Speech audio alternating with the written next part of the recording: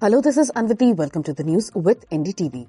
It's Friday, February 21st, and coming up in today's episode, Dharmendra Pradhan's stern remarks to Tamil Nadu over language row. Rumours of rift within Mahayuti intensify. BJP versus Congress over Donald Trump's USAID comments. And is Germany's Gen Z leaning right this election season? Tamil Nadu has imaginary concerns over Hindi imposition.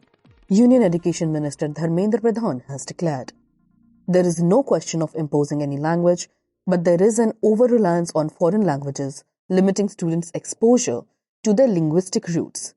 And that is what the National Education Policy of 2020 attempts to correct. The Union Minister said today in a sharply worded letter to Tamil Nadu Chief Minister M.K. Stalin.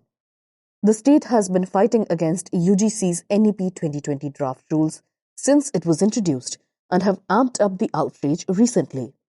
The NEP, quote, upholds the principle of linguistic freedom and ensures the students continue to learn in the language of their choice, unquote, Mr. Pradhan wrote, also criticizing Tamil Nadu's ruling DMK for its continued opposition to the NEP 2020 for political reasons, and for looking at the policy with a myopic vision and spinning progressive reforms into threats to sustain political narratives. The letter comes nearly 24 hours after Chief Minister Stalin wrote to Prime Minister Modi and complained about Dharmendra Pradhan's warning to the state to comply with the NEP's three-language policy or for fee release of education sector-related funds for the centre. He reminded that Tamil Nadu is a Dravidian land and the land of Periyar, with a warning that any attempts to strip Tamil people of their rights could spark even greater protest than before. Referring to the 2019 Go Back Modi movement, it was emphasized by Mr. Stalin that if such efforts continue, the cry would shift to get out. Historically, Tamil Nadu and southern states have opposed the imposition of Hindi language, as they call it, over regional languages, leading to riots in the 1930s and 1960s. Tamil Nadu follows a two-language policy, focusing on Tamil and English in schools, which Education Minister Anbil Mahesh Poyamosi stated helps students connect to their heritage as well as globalize.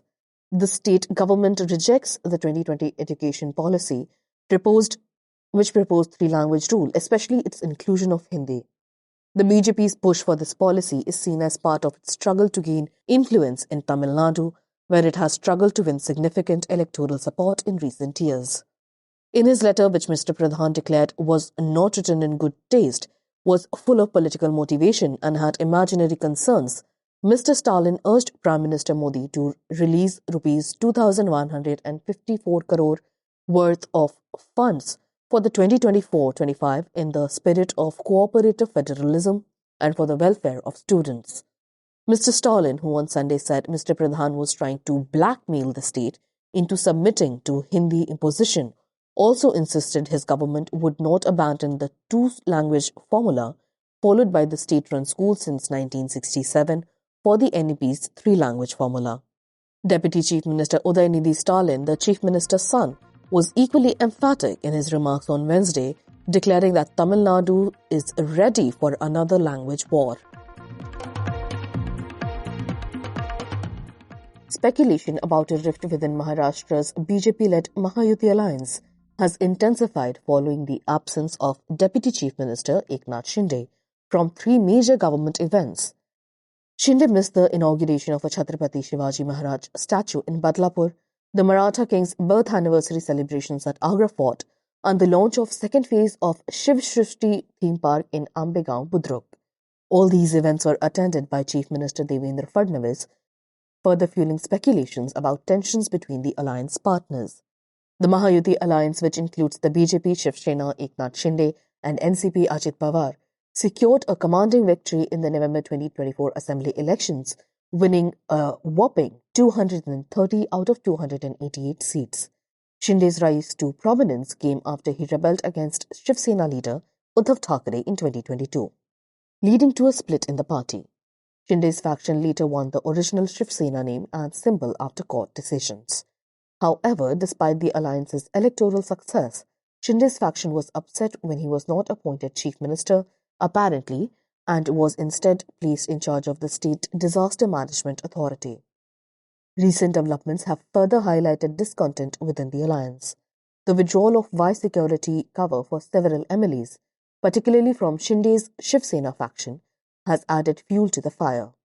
Sources claim that the largest number of security downgrades have affected Shinde's key supporters, including those who do not hold cabinet positions.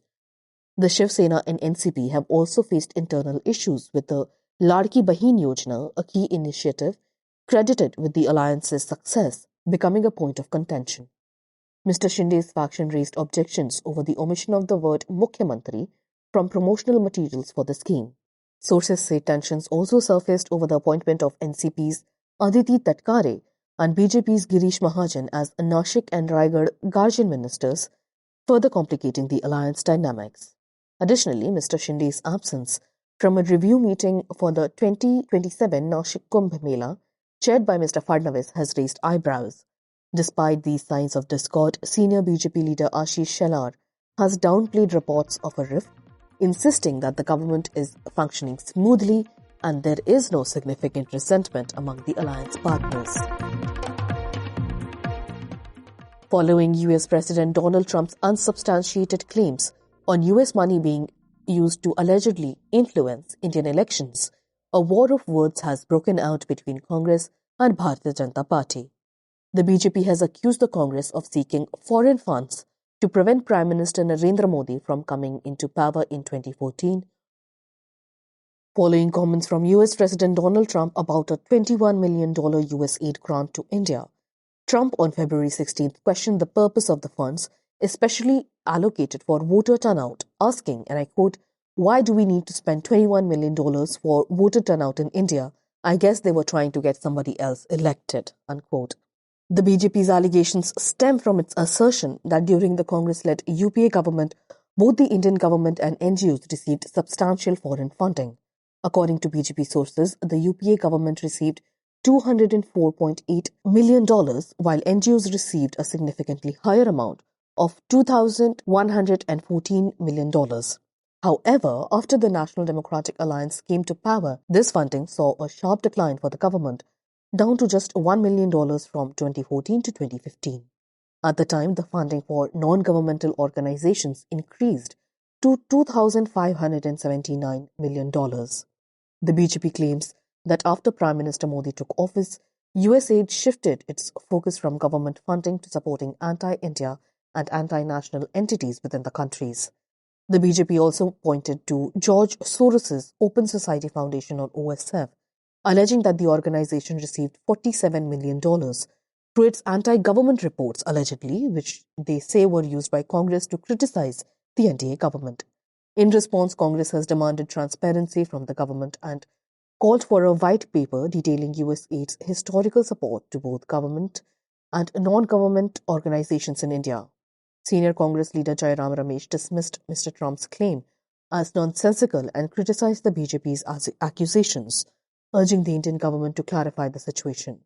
Mr. Ramesh wrote on X that the government should release a white paper on the matter, including information on USAID support over the years. The controversy gained further attention after the Department of Government Efficiency, or DOGE, led by SpaceX chief Elon Musk, listed the $21 million for voter turnout as part of a broader list of spending by US taxpayer dollars. The BJP has seized on this issue, framing it as an example of foreign influence which they allege has happened in Indian elections. However, the Congress has continually asserted that there was no instance of any such thing.